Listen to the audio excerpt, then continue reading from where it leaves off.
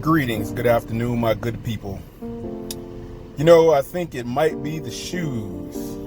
Got the brown suede cap toe Oxfords on. But then again, that might not be the situation. I'm a little confused. You know,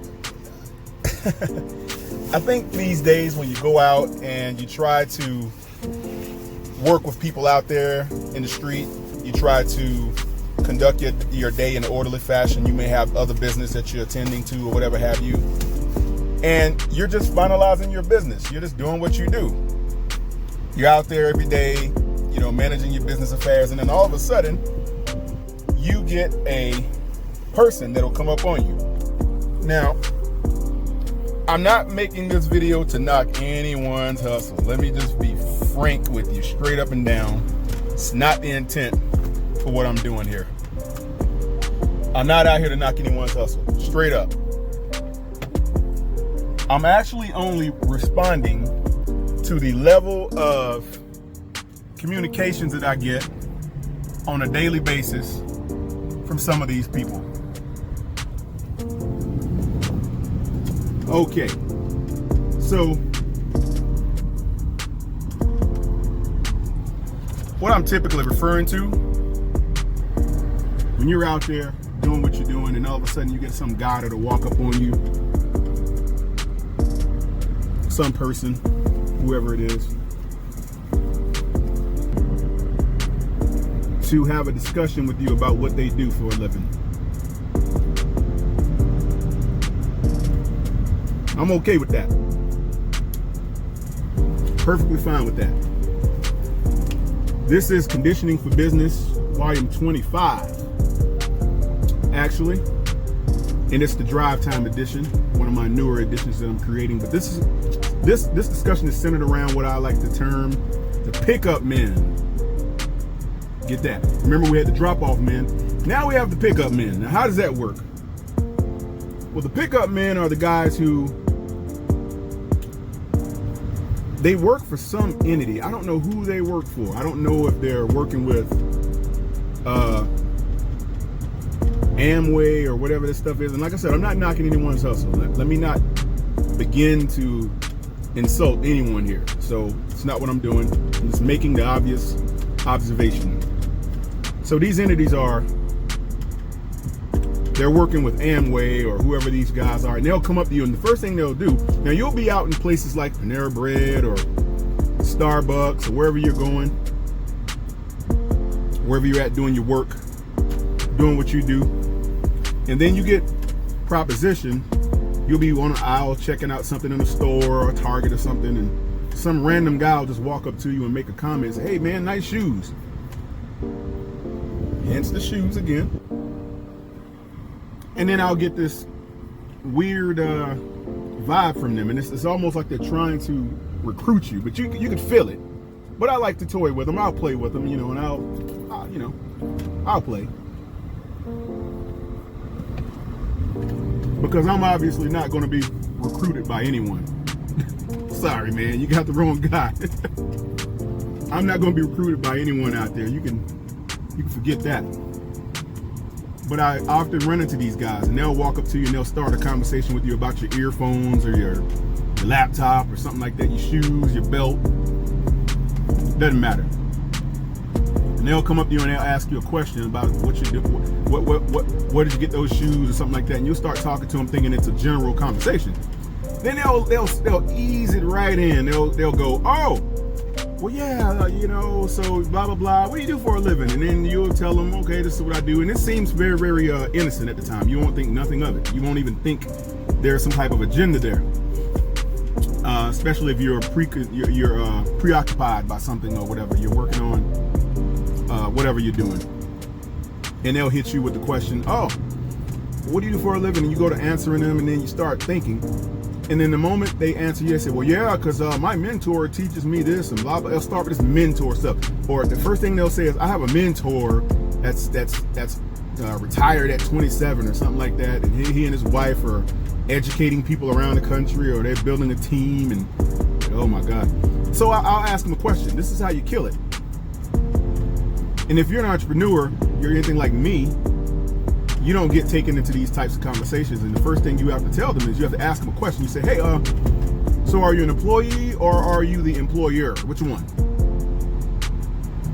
And they're going to say, with their non-business savvy, they'll say something like, well, I'm an employee or I'm an employer. I have my own business and blah, blah, blah. I say, sure, you're not an employer. They go, yeah, I am. I say, sure, you're not. And they go, what do you mean? And I'll tell them, I'm not being combative or confrontational with you. I'm just going to let you know that you're not an employer. You're a employee. No, I work for myself and I have my own hours and blah, blah, blah. I say, well, no. You don't seem to understand. People who are not employees, they write the business model. Simple as that. They write the narrative. They write the business model, meaning they control how the business makes the money. They're paid from clients. They're not paid from companies who they work with, like affiliates or that kind of stuff. All that stuff, it's cool. It's a way to earn money, yes. But here's the deal. If any of those companies go down, even the company that you're working with as a marketer of MLM, that's what it really is, MLM structures. If these things fall, how do you make money? Case in point, you don't. If the system falls, you fall along with it. You earn nothing if the company goes down. So you're basically just a glorified employee. If you're working at Bojangles or Taco Bell, if that company fails, you're out the door. Same thing with these MLMs. Now, it's okay, but I tell people, don't try to market it as it's something that it's not, as if it's something that it's not. You're misleading people. You're telling people in the world, I'm a business owner and blah. Well, you're not registered as a business owner. You don't control any IT or IP in that company at all. You're just glorified. You're a placeholder, and you're working to build a brand of an entity you're working through. You're selling their products. So how are you own a business? You're a contractor. So you can really say you're self-employed, but you're not a business owner. Self-employed means, it can mean a lot of things, but in this particular situation, you're a self-employed contractor for an entity who's paying you a quote-unquote certain sum of money. Case in point, you're not making the money that your effort is putting out per person. They're giving you a downline fee. Okay, if you bring in this many people, this is your cut. You bring in this many people, this is your cut. If you sell this many products, this is your cut. That's like a contract position. That's like a partnership through a contract. That's not a business that you own. If you own the business, you set the price, you set the tone, you set the numbers that go into play. You're not given any specific amount of capital that you have to split or whatever have you. If you own the brand, if you own the brand, you market the brand. If it's your brand, you own it. That means you set the price. There's no splitting with anyone. You tell the client, this is what I'm going to do for you, and this is how much it's going to cost. Done. You write the business model. The business model determines how the company is going to make money. You're writing that. So therefore, you control that narrative. But if you don't control that narrative, you are not a business owner. I don't care what you say. I work as long as I want. So, contractor. Well, I can call any clients. So, self-employed. But you're not the owner of the business, because you don't control the movement of how the business makes money. You contribute to the way the business makes money, but you don't control the way the business makes money. See, the people at the top of the ladder or the top of the pyramid, they control the movement. Hence why they control the business. They control everything in terms of how that business produces its return, or how it produces its income, how it produces its revenues, because they control the spending and they control the pipeline of the way the clients flow and every single thing from start to finish. And they write the model as to how the affiliates get paid. You don't write, I guarantee you, the money that you make, it's you get a check or a wire with that company's name on it. Company, you're not getting a check from so and so technologies or so and so university or so and so business.com or whatever. No, your money is coming from one source, and that is the entity who is employing you. You're going to be a 1099 employee. That's really what you are. So stop this. I'm a business owner, and I have a mentor that's teaching me this, and I'm going to be retired by 27. Yeah, You may make some residual income as possible, but I'm telling you now, if the company falls and it goes down, you're not going to be making anything, and you got to go all the way back out and reset yourself. You got to start over, start producing another stream of income. Unless you already have more than one, you have multiple streams of income, is where you need to be anyway. But if you only have that one and you're putting all your eggs in one basket with that one quote unquote business, if it fails, you're out. That's why it's best to draft and construct your own business model, and you construct your own product margin, or you go out and you wholesale. You buy a certain amount of products and you store it and you sell. There's drop shipping and stuff like that, but at the end of the day, you don't own that product either. See, it's a thing about owning product, owning a business, and then basically being a glorified employee or glorified manager is what really these quote unquote businesses are. They're not owning anything. They don't put any of their own capital on the table. They don't invest any of their own money, except for sometimes there's a small entry fee of $500 or something like that to be in these MLMs, $500 to $1,000 or whatever.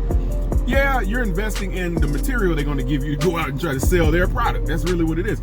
You're not buying stock or anything like that. You're not buying any position in the company at all. You're buying, sometimes you can buy a step to come in as a director or a gold member or some stuff like that, but you don't own any part of that company at all. You own no stock, you don't have a board position, you're not a shareholder, you own any membership units. However that company is set up, LLC, INC, it doesn't matter. Or if it's a trust, you don't own any beneficial certificates of interest. You own nothing. You're just an employee with a 1099. Get over it, okay? So again, I'm not here to knock your hustle. If that's what you do that and do it well. Make as much as you can in it. I applaud that. One hand clap. I applaud that. I applaud it. But just don't go out here and try to sell very savvy and experienced businessmen like myself this idea that you're going to make me wealthy and retire at 27. And I'm like, I don't know what these businesses or quote unquote companies out here trying to do. But I've built a lot of these types of entities, and I've helped a lot of these entities get funding and things like that. That's what our organization does. But at the end of the day, we control our own funding, our own spending, our own money. We don't knock on the door of anyone to do what we do. We set the precedent. So there's no glorified positions here. And a lot of things you do will be a contract situation. But again, if you control the business model that you're working in, you're the boss. Simple as that. And so that's what I'm trying to get most of you guys to understand out there. Avoid the pickup men. You'll know them. They'll come out of nowhere and they'll start talking about, like I said, your shoes or something like that, your jacket, or hey man, I like your haircut, or whatever it is, nice shades, nice sunglasses, whatever. They'll use anything it's like a pickup artist at a bar. They're going to do whatever they can to try to pick up the hot girl. And it's like, I feel like I'm a magnet for this stuff. It's like every day I go somewhere, every place I go around the city, I run into one of these guys at least once every 2 or 3 days. And I mean, sometimes it's 3 or 4 times. I'm thinking, man, you feel like a hooker or something, the way these guys come at you trying to. I'm like, wow, I must be extremely good looking, or I don't know what it is, but these guys it's something attracts them to me. I don't know what they see something that makes them want to approach me for this particular type of business. And normally I'm in a nice business casual dress. Sometimes I'm dress up, sometimes dress down, but still in a casual setting with nice shoes and things like that. And I have no issue with guys approaching you wanting to conduct business to business, but I don't want to conduct business to business with some glorified employee telling me they're going to make me a multi-billionaire or something by 27 where I can retire. That's a fallacy. You have to put in some serious work to retire at 27. Trust me. And it's not going to happen having a mentor that has 13 people under him, some crap like that. No billionaires have 13 guys under them. Billionaires run multi-billion-dollar organizations, rather, and they have multiple types of business acumen and multiple types of business structures and things like that. It's not just one stream, and they're not just sitting at home eating potato chips while they have 13 people out there working for them. That's a false narrative. I really, really want to eradicate these kinds of guys. Watch out for the pickup men. You'll know them. Like I said, be careful of these guys. They normally look somewhat semi-professional and things like that. They'll dress the part. They'll have a blazer on or something like that. They'll have on some rather meager quality shoes or something like that. A lot of these guys aren't high quality guys, but they can fool the average Joe who doesn't know how to assess a person very well, cannot discern from a good tailored suit or a nice, even a nice belt. I can tell a mile away how much you spend on your wardrobe and your attire. If you're spending $110 on a pair of shoes, you're not in my league to talk to me about business. I'll tell you right now, any businessman in my book who's trying to sell me on the idea of being a multi-millionaire and retiring early, you better have on some $400 shoes or more, because it tells me, it tells me what your status and what your level is in terms of understanding business and understanding how to position yourself or whatever. It tells me that you understand how to discern from small qualities and things that are valuable. Expensive shoes will tell me you know how to tell why you should invest $300 or $400 in a pair of shoes, because they're going to last longer. Things like that. Not some guy that is wearing a pair of $100 shoes and telling me I can be a multi-millionaire. Well, what's going on with that? Anyway, I digress. But I say all that to say this. At the end of the day, watch out for these guys, the pickup men. They reign supreme in the coffee shops, Starbucks, the Panera Breads, the local coffee houses of the world. These guys will often hang around these places all day, just looking for a person to pounce upon. I mean, these guys are unbelievable. And you're so unassuming, and that's the thing about it. You'll never know what they're there to talk to you about until they actually talk to you about it. So be very careful. They're out there. The hunt is on, and you're the prey. Like Charles S. Dutton said in Menace to Society. So, my good people, I thank you for listening. Again, Conditioning for Business, the Drive Time Edition on the road, volume 25. Or it could be 26, I'm not sure. In any event, thanks for listening. Peace, people. Have a great day.